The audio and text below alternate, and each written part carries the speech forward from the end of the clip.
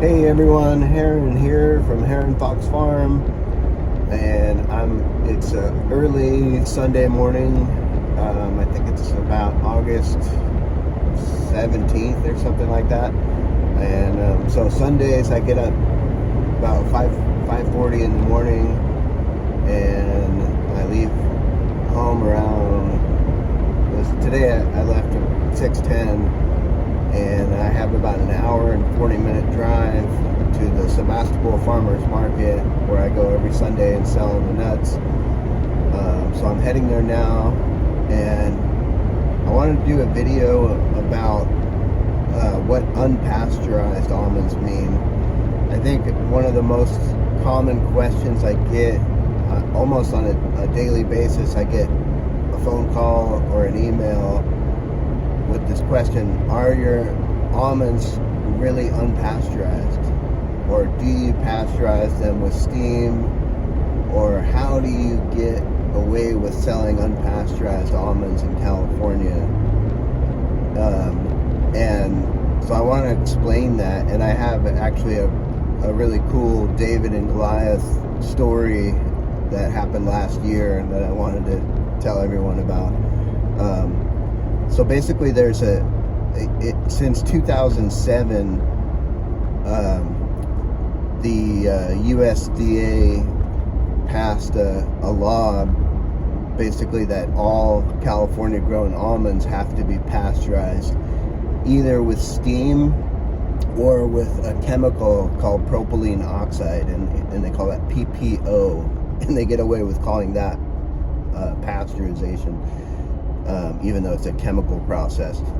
And but they allowed an exemption for small farmers like me that sell less than 100 pounds a day to a customer, without having to pasteurize anything, and with either method. So I can truly sell them unpasteurized under this exemption, as long as I don't sell. Whoa, I almost hit a raccoon. As long as I don't sell more than 100 pounds a day to a single customer, which I've never been able to do that anyways. But so that's what I do. I sell them unpasteurized, and they're truly raw, and they're still alive. That's the thing with almonds; they're the seed of the almond tree, and once you pasteurize them, then they're no longer alive, and they won't sprout, and they don't store as well either. They go bad quicker, because if you think about it, a living seed of a tree is alive, and it wants to grow into a tree, and so it has all of those natural enzymes, and actually the enzyme inhibitors which protect it. Those are in the skin of the almond. And it has all the nutrients inside the seed that's needed to grow a root out, and then be able to start growing the stem and start getting sunlight and nutrients from the soil. But a pasteurized almond has none of those things that would take to grow it into an almond tree, and so you could understand how the nutrients available when you eat the almonds would be less. And like I said, they go bad quicker. They don't store as well. So when you have a living unpasteurized almond, you can store them in the freezer, and it's basically like simulating going through a winter and getting frozen on the ground. And actually, most tree seeds, if you know about propagation, most deciduous trees need a cold period in order to sprout, and that's called stratification, cold stratification, and that's usually done by freezing them in a freezer in like a moist, like say a wet paper towel in a plastic bag with your seeds in there. And you put them in the freezer for, say, 30 days. Some tree seeds need longer, like 60 days or 90 days in the freezer in order to sprout and grow into a tree. And so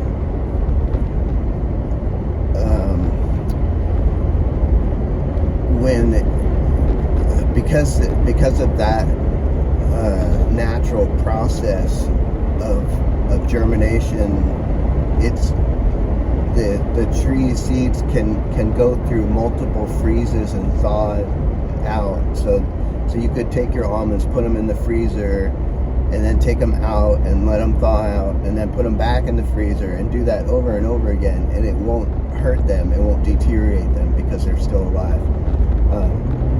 So it's not like meat, where once you freeze meat and then thaw it out, you can't refreeze it. Almonds are not like that. And it actually, I know for a fact that the almonds, after they've had this period of cold stratification in the freezer, it makes them sweeter. Most people don't know that, and they think that the fresher the almond, the better it's going to be. And so when they're fresh off of the orchard, they're not as sweet and they're not as flavorful as they will get after a little time in the freezer. So that's an interesting idea too. But so my niche market is selling unpasteurized almonds, and that's how I have a customer basis, is because there's only so in California there's 7,000 almond farms, and out of those 7,000 there's less than a dozen that sell unpasteurized almonds, and out of those there's probably less than 5 that are certified organic, and so I'm one of those. And so I have a really specific niche market that I'm filling, and there's people all over the country and probably all over the world that want to get unpasteurized living almonds that are still raw and still will sprout. And so that's how I'm able to have a small farm and sell my entire crop direct to the public, retail. And because when I first started, I was selling wholesale to some distributors, and I was making a fraction of the profit, whereas the distributor would make like 2/3 more profit than me as the farmer, and then the store would make another third or more, so it's like I was getting 20% of the price of the almonds. The distributor was getting 60%, and the store at the end where the customer was buying it was getting like 30%.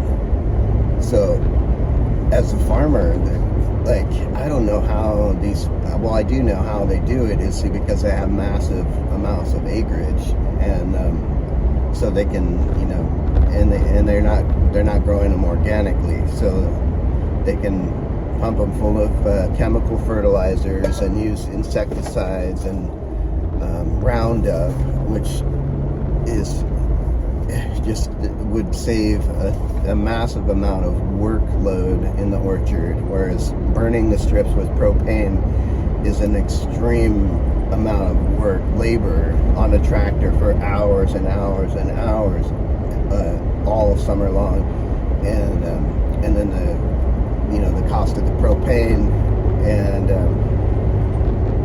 whereas Roundup, they would just spray it once and they're done for the season. Nothing grows, everything's dead, and that's how the orchard is in a conventional orchard. And then they can harvest bumper crops because of all this chemical fertilizers that they're giving them, and then and they have so much acreage of almonds that they can sell massive amounts of truckloads of almonds, and basically they sell their whole crop and make all their money for the year that pays all their expenses, and they make profit off of that.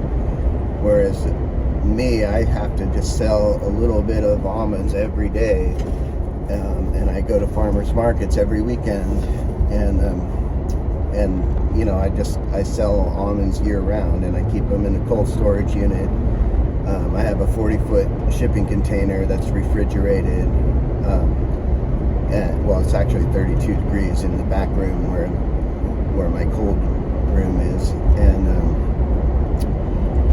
so I can sell the nuts year round, and they stay fresh and great. And like I said, they're unpasteurized, so they're still alive and they last. And because they want to grow into an almond tree. They don't, that's how all living things have a will to live. And oh, sorry guys, my phone fell over. What was I saying? So I've been selling unpasteurized almonds since 2010, and really 2011 was my first yield, so it was only a few years after this law had been passed that all the almonds in California had to be pasteurized. And they claim that the reason why was because somebody died from eating almonds that had E. coli or something like that. And that was actually, it wasn't even in California. I believe it was in like South Carolina, or it was some big warehouse distributor, and they had rats in their warehouse, and somebody got sick and died from that, supposedly. I don't know if it even happened, but so because of this one incident, which it had nothing to do with the farm itself, it was a distributor, and so they quickly just passed this law. And so in California, I almost hit a turkey vulture. There's so much wildlife on the road this early in the morning. So yeah, it's 6:30 right now.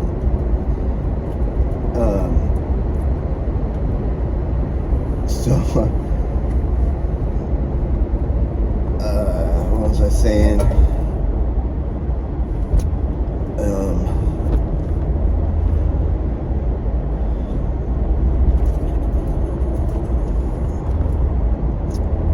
Kind of lost my train of thought there.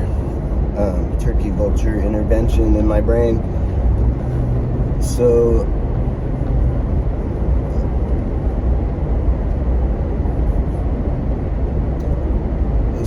right, in California there's what it's called now the Almond Board of California, and it used to be called the Almond Control Board, ironically. I guess people got tired of that name because it's not a government agency. It's a board of basically corporate farms that have gotten together and made this a board of so-called leaders in the industry. And what they do is they claim that they promote California almonds, and but they don't, hardly. Maybe every once in a while they might, but they don't help me at all. And what they do is they tax the farms who sell to these distributors. And so for every pound of almonds that the farm sells to the distributor, they have to pay like a few cents or something, or I don't know what it is, but it's more than I would be willing to pay. I'm not paying anything to them. I don't have anything to do with them. I just do my own thing, and I've been doing it a long time. And there's a few others like me that are doing it too. And so last year in 2022, I think it was in July, I get this email from one of my competitors who also sells unpasteurized almonds, and he's a super nice guy, and I won't name him by name, but so he emails me and tells me that the Almond Board of California is changing the exemption, basically getting rid of the exemption that allows us to sell unpasteurized almonds.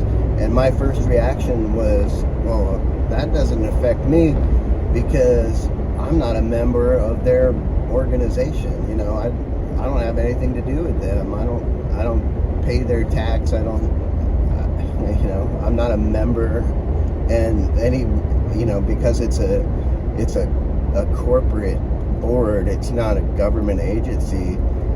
I figured, that any rules they make only applies to their members. You know, it wouldn't apply to me. And so my fellow farmer, he responded, well, what they did was they got the AMS, which is the Agricultural Marketing Service branch of the USDA, which is a federal government agency, to pass this rule change.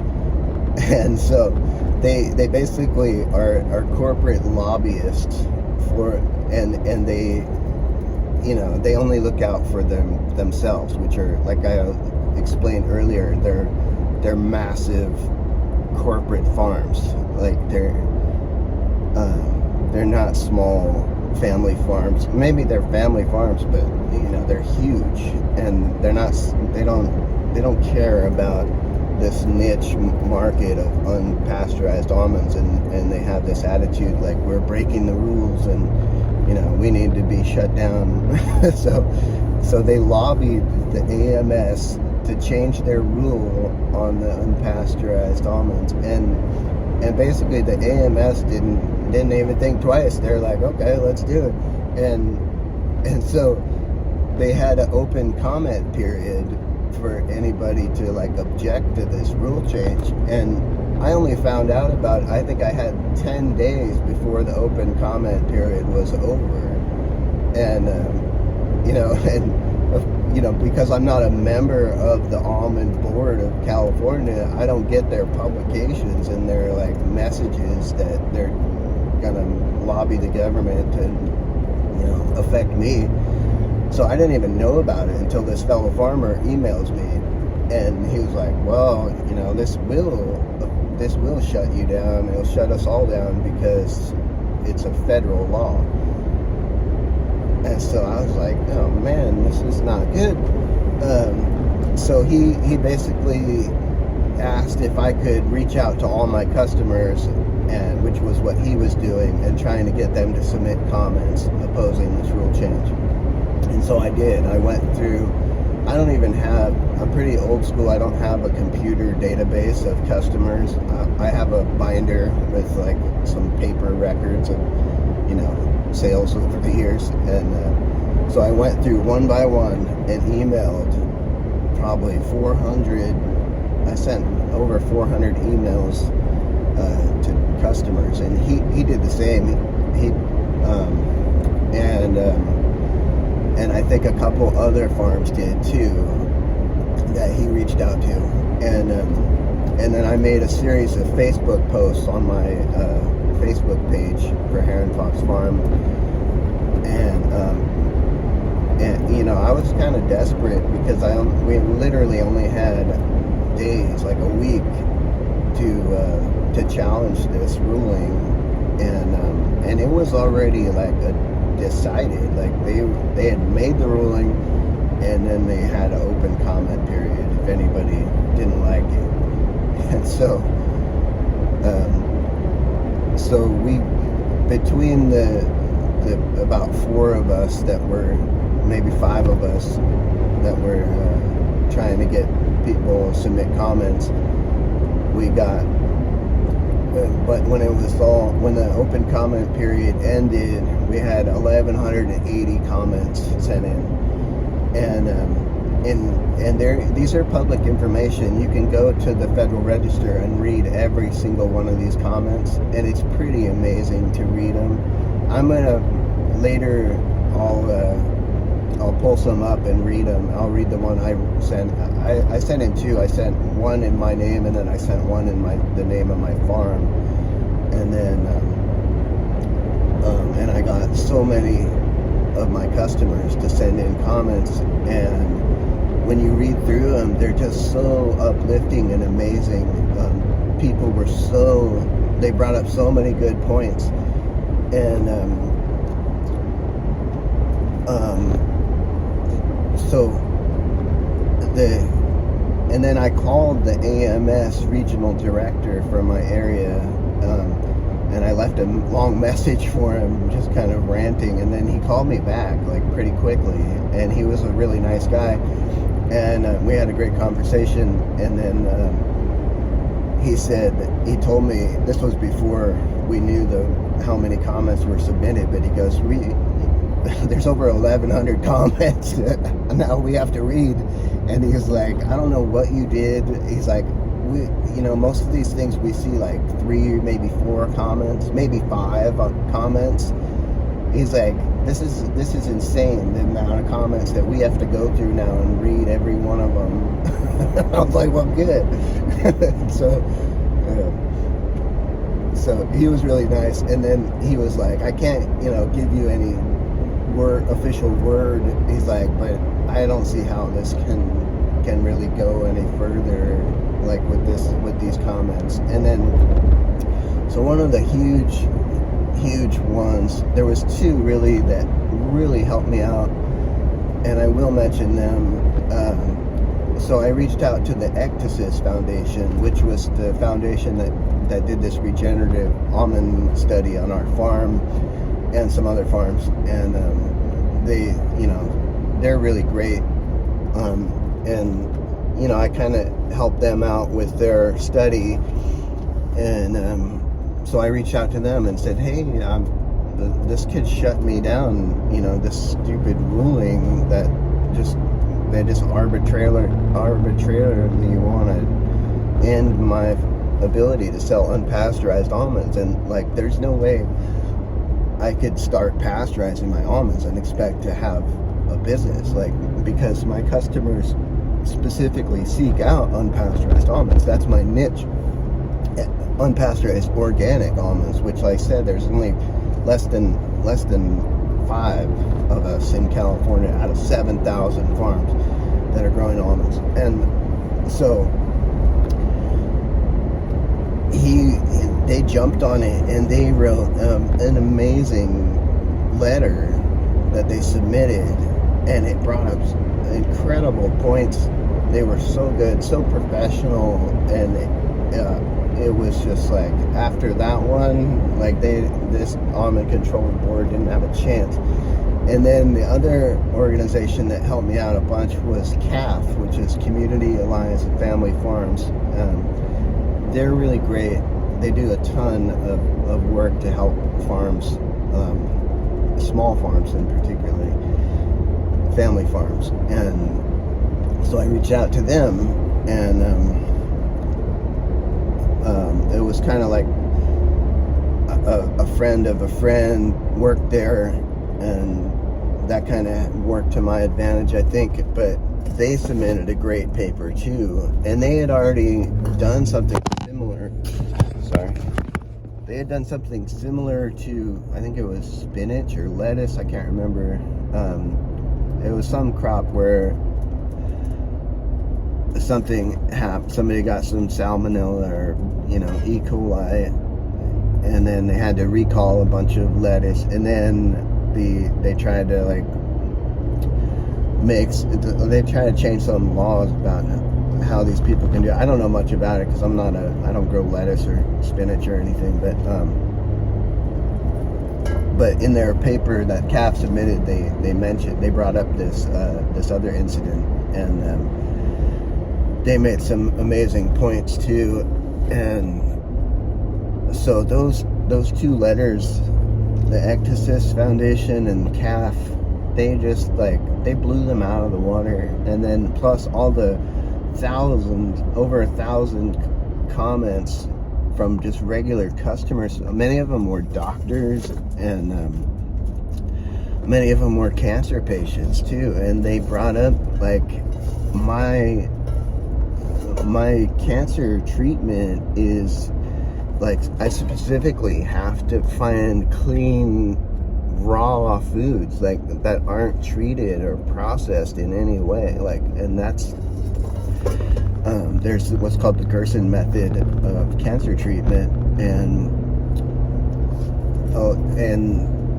many of these cancer patients who aren't doing the radiation and chemo, they're choosing this alternative method, and they're having this is an old method that's been around for a long time, and it's known to work. And they specifically need unpasteurized almonds. Like, they have to have them. Like, they literally can't live without them. And that was their testimony. Like, it was pretty powerful. So when you read through these comments, I read them all. It took me a couple days. But they were just amazing. And then, so even before the open comment period had ended, all of a sudden the Almond Board of California speaks out and says, actually, we never voted on this. They ramrodded it through our board meeting without even us voting on it. and they basically said, I didn't vote for this and I don't support it. Like, half of their board said that, and so they were backtracking and trying to like save face when they saw what we had done with these comments. And that was pretty like uplifting to see them like backtracking really quick. And then even Blue Diamond, which is like huge. I'm sure every one of you has heard about Blue Diamond. They're like the biggest almond processors and cooperative. They're basically a cooperative where these farms have like a contract where they sell directly to Blue Diamond. And so Blue Diamond Board, they got their lawyers to send in a letter from Blue Diamond's lawyers, and basically threatening lawsuits if they went through with this, which was kind of interesting because Blue Diamond doesn't sell unpasteurized almonds. So I don't know like why they got involved, but that was pretty cool that they did. And they gained some respect in my opinion. But ironically, when I talked to, I think it was somebody at CAF, they mentioned that one of the main instigators behind this rule change was actually Palm Wonderful, the pomegranate juice people, like corporation. And for some reason, I don't know if they're involved in almonds, probably, but it's Palm Wonderful, the big funky weird bottles of pomegranate juice. I used to drink it back in the day, but I won't anymore. I boycott them. So they were like huge lobbyers trying to get this rule change. So yeah, don't buy Palm Wonderful pomegranate juice. So it was a couple months later, maybe, and we got the official word that they had retracted their rule change and that we could continue with business as usual for now. That was their wording. Yeah, just keep doing what you're doing for now. And there was kind of this veiled threat that, someday they might try it again if they feel like they could get away with it. But honestly, I don't think they could at this point. Like, the cat's out of the bag, and they saw how many people across the country support unpasteurized almonds. It was pretty powerful. So I'm gonna take a little break here and regroup my thoughts. Anyways, thanks for watching so far. All right, I'm back. I'm done with the farmers market. It is about 3:20 in the afternoon, and yeah, it was a great day in Sebastopol. Got to see so many cool customers and sold a lot of stuff. So yeah, now I get to go home and hang out with my wife and kids, and eat dinner, and but yeah, one of the things I forgot to mention this morning was that I had also reached out to my state representatives and politicians in California. And I gotta say that was a complete waste of time. Like, they did absolutely nothing to help me. They could have cared less. They were rude in some cases. And basically the only thing they were interested in was what district are you located in? And then when I told them, they'd be, oh, well, you're not in my district, so I can't help you. And then even the ones that actually I was in their district, they like took a month or longer to get back to me, and then they just left me this message like, oh, if you know, it was some secretary, oh, you know, you're welcome to make an appointment to come in, blah blah blah. And it was just like a waste of time. Like, they really, like, they weren't interested in addressing any of the concerns I had. So yeah, I don't really care about politics. I don't care if you're Democrat or Republican. To me, they're a bunch of actors just playing their role. The world is a stage, and they got their acting gig. And I'm sorry, but that's just the truth. And I'm done with them. So another thing is with the pasteurized almonds.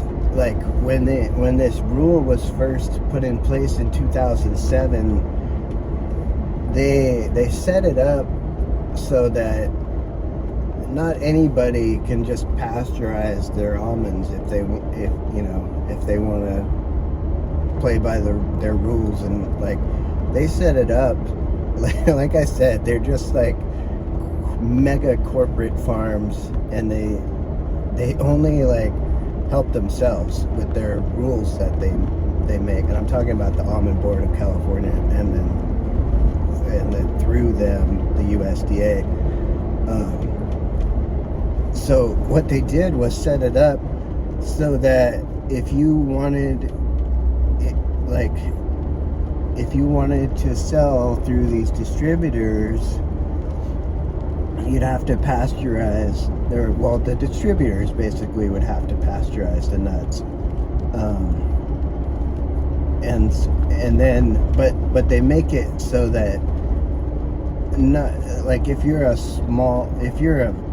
farm or a distributor who's like smaller, you can't pasteurize nuts yourself.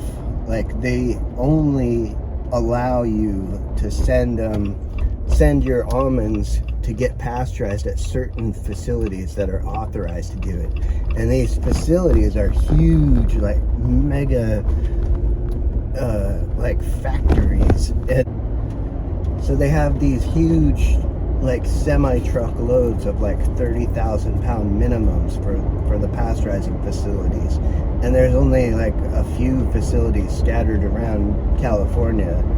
So basically you have to, if you're a smaller farm like me and your entire crop is only 15,000 pounds or 20,000 pounds or 10,000 pounds, you couldn't get your nuts pasteurized even if you wanted to. Like, the only way would be to find another farm or a couple other farms to go in with, and you basically have to mix your almonds with theirs in a big truckload, and then they get dumped in a huge vat in a big corporate facility and treated either with steam. If they're organic, they would be steamed, which I think the temperature's like 230 degrees or something like that. So it's definitely not raw. They're cooked, steamed, and then that's only if they're organic. If they're conventional almonds, then they're treated with this chemical called propylene oxide in a huge vat, like soaked in this chemical. And then but like I'm saying, like, if I were to go that route, I wouldn't be able to just get take my nuts there, get them pasteurized, and get them back. Like, they would literally be mixed with other farms' nuts in a huge vat, and then what I would get back is a mix of nuts from my farm and who knows who else's farms. And so I could never do that. Like, my conscience wouldn't allow that, because only I know how I'm growing my almonds with, and what I'm putting in the soil, and like how they're getting their nutrients to grow, which it all comes from organic compost and living soil. And so it's like I could never trust other farms and like get a mix of my nuts with their nuts and get those back and then sell those conscientiously to customers who are counting on a healthy product, you know, like something they count on for their health. I couldn't do that. And not only that, but my customers wouldn't, if I was honest about it, which I would have to be, they wouldn't buy my nuts, because they, like I said, they count on something being clean and knowing the source. And then not only that, but people have allergies, like big time, more now than ever. And a lot of people have nut allergies. And so, say they could eat almonds, but they're allergic to walnuts, or they're allergic to pistachios, or they're allergic to peanuts, or cashews, or you name it, soy, or wheat, or dairy, or, you know, there's so many different food allergies that people have or are sensitive to. And so if I were to send my nuts off my farm to go to one of these big facilities mixed with other farms' nuts, you never know what they're exposed to, what kind of equipment they use, what other products they handle,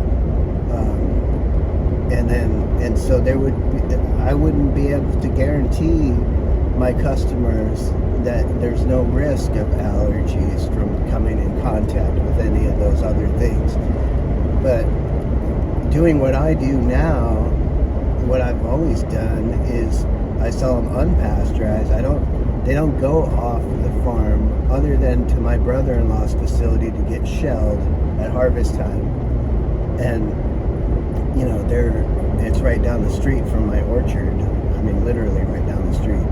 And so they're shelled, and then I personally truck them back to my cold storage facility, and I store them myself on site, and they do not leave my farm other than shipping them directly to the public, to the consumer, or selling them at the farmers markets. But other than that, they stay on the farm in my cold storage unit, and there's no risk of any cross-contamination with any potential allergy or any chemicals, or, you know, anything that's beyond my control.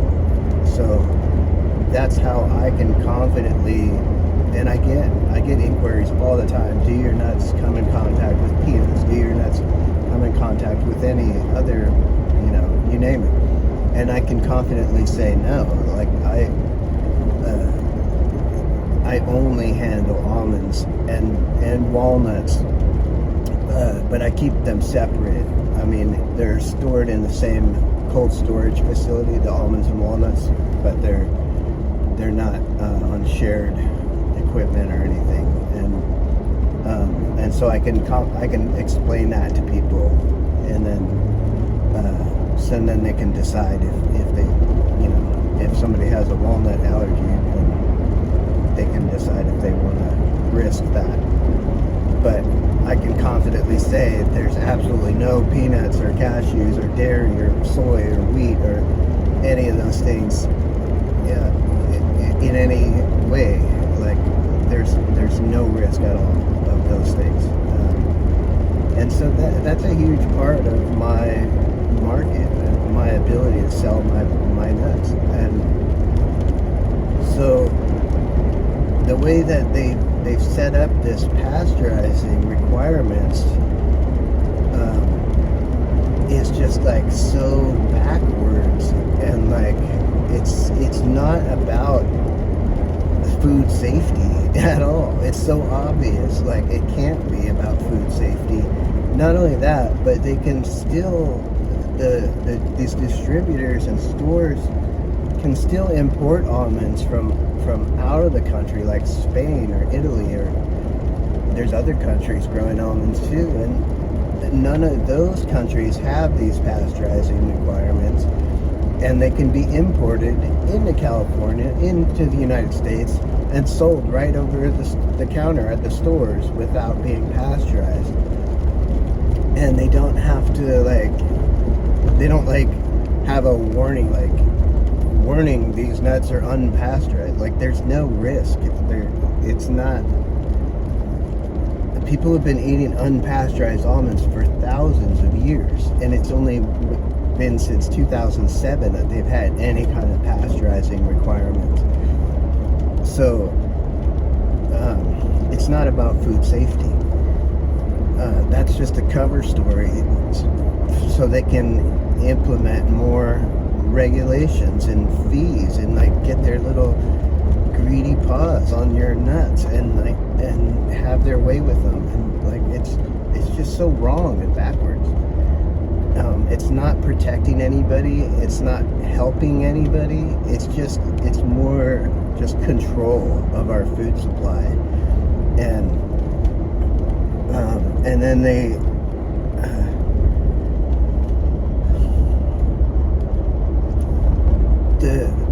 these pasteurizing requirements, it not only would I have to mix my nuts with other farms, that controls who I could sell to and how much. Like, so they've set it up so that if you go by this exemption that I follow for not pasteurizing, then you're limited to who you can sell to, how much you can sell at a time, and there's just, they want to have so much control over every little aspect of the almond industry, which is very telling in itself. So it's like, I refuse to play by their game, and I do my own thing, and I do what I feel is right for the almond consumer, and especially the health conscientious consumer, and the cancer patients, and the doctors that are recommending these. And there's just so many reasons why I know that what I'm doing is the right thing. And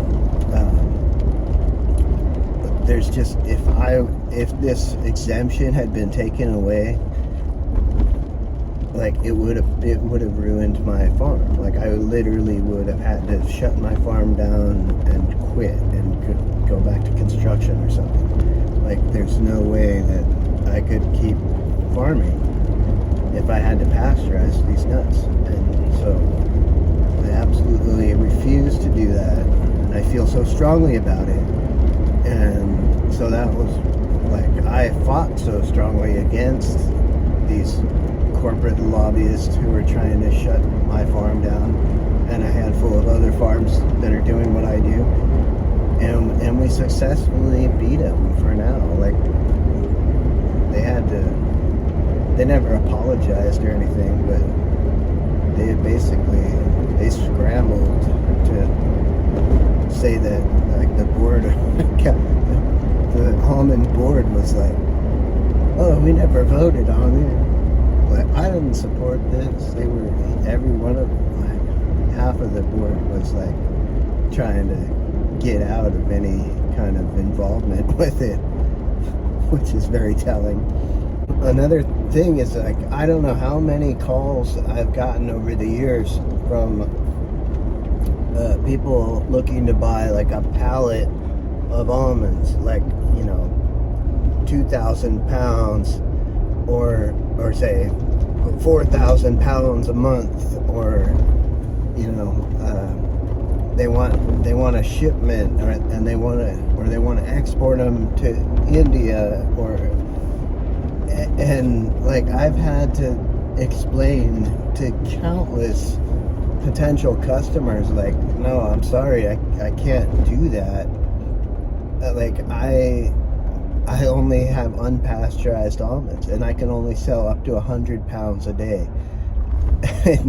and so I've had to turn away like literally hundreds of thousands of dollars of potential contracts, and that where I could be selling large amounts of almonds. But I mean, I'm too small to really do that anyways.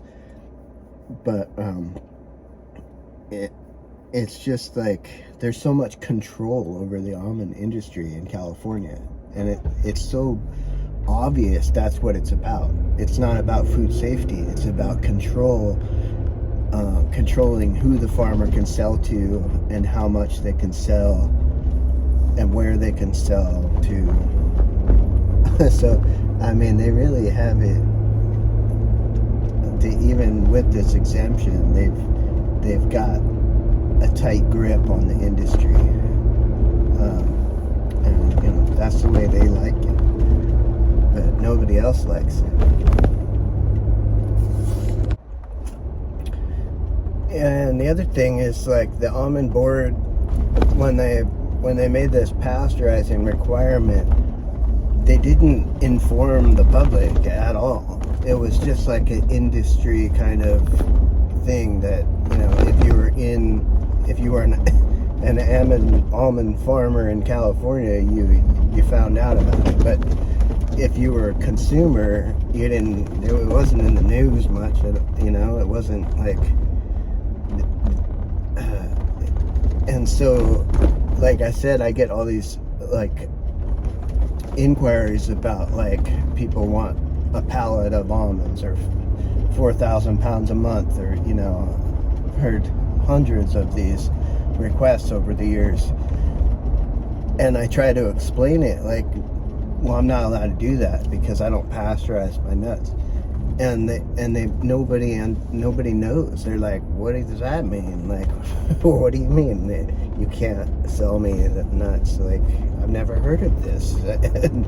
and like countless businesses, people with bakeries and things have asked me to supply them, and I'm like, I can't, because I'm not allowed to sell to businesses, or I can't sell to anybody that would resell the almonds or use them in a baking product, or countless other scenarios where I'm not allowed to sell to that person because they're unpasteurized.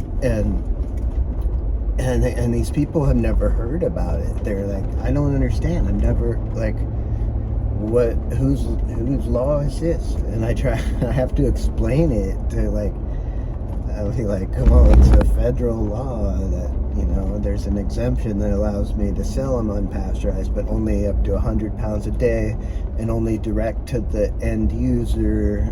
I can't sell to any stores or distributors or any businesses that would use the almonds in a product for resale. Like, they can only go direct to the end user, the person, like directly to the person who's going to eat the almonds, literally. Which is fine by me, because that's what I want to do. But what would have been fair is, when they made these rules, if they had informed the population that there would be all these restrictions and requirements, and they would have gotten a lot more pushback if they had. But they keep it, like, secretive, and so it's mind-blowing how they operate. And then the general public doesn't know that the almonds they're buying in the stores are all pasteurized. Unless they're imported from Spain or Italy or somewhere, then they could be unpasteurized and nobody would know. But there's no, like, label requirements, or like And then the other thing is, even if they're pasteurized, they can still claim that they're raw, even though they're not. By the definition, they're not raw. Even if they're steamed at 240 degrees or whatever. That is not raw. Yet they can still say they're raw. And so it's deceitful. And the consumer is the one who's being deceived. Luckily, over the last 10 or 15 years, there's been a huge amount of increase in awareness of how almonds are pasteurized and specifically treated with chemicals. A lot of people think it's irradiation. Yet it's not irradiation, although maybe the ones that come overseas from Spain or Italy, even though they're unpasteurized, they probably are irradiated, or who knows, whatever else they do on those shipping containers, so who knows what they're doing to the nuts in the stores? Like, nobody really knows. And then I don't go to Whole Foods anymore since they've got bought out by Amazon, but when I did,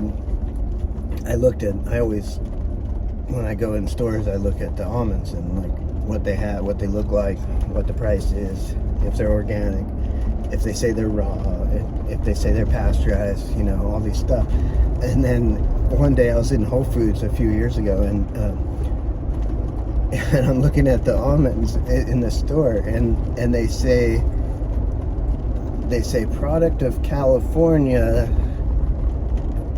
but it says packaged in Canada, and then this was a Whole Foods in California, so they're literally grown in California, they're pasteurized, God knows what method, shipped literally thousands of miles to Canada, and then bagged and then shipped thousands of miles back to California to be put on the shelves, literally 100 miles from where they were grown. It makes no sense at all. And anybody with any bit of common sense would understand the corruption of our food supply. And so, there's been a huge increase in awareness about these things, yet it's still not in the mainstream. The only way almonds ever get in the mainstream attention is being slandered because of so-called water use in California during the drought, which I've already debunked that in multiple past videos, showing how almonds are the most drought-tolerant nut there are, and how they don't take a gallon of water to grow an almond. That's a bunch of just made-up statistics just to scare people, and so they've singled out almonds as this the food to attack in the mainstream, and they've been hugely successful at that. I've had people mad at me at the farmers markets because I sell almonds, and I've had to explain to them how they've just been duped by the media. Luckily, I can usually calm people down and explain the truth about things, but people get really fired up. They watch Bill Maher or whatever, and then they lose it.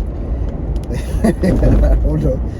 I don't watch TV, so I can't relate, but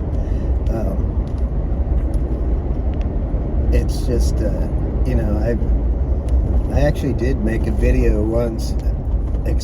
I compiled all these media clips and articles and how they said, you know, it takes a gallon of water to grow an almond, and like countless almonds articles, and then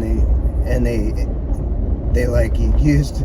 I never uploaded the video. I was kind of like, it was a little too intense. Like I didn't think people could handle it, because but it was pretty good though. But it showed how they used these tactics to attack almonds, but they went after like certain segments of the population, like, and they like called people hipsters who drank almond milk, and they used other like put downs, and just like trying to shame certain populations, and then they used images of like people from like Portland or whatever, and that like with like the certain look, and then they called them hipsters and said how they were like just like, so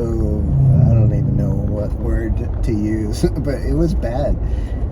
I couldn't believe what they were doing, these tactics, that it was like Mother Jones, and it was NPR, and it was just countless media outlets. For years and years they've been doing this, and it's pretty bad. And it just shows you how they try to divide people over certain topics, especially when it comes to the environment, or you know, race, or religion, or you know, politics, or you name it. But if they can divide people, they'll try to divide us. And you know, I just hope that we as the people can save our country from this kind of division and rhetoric, and we should come together as much as we can, and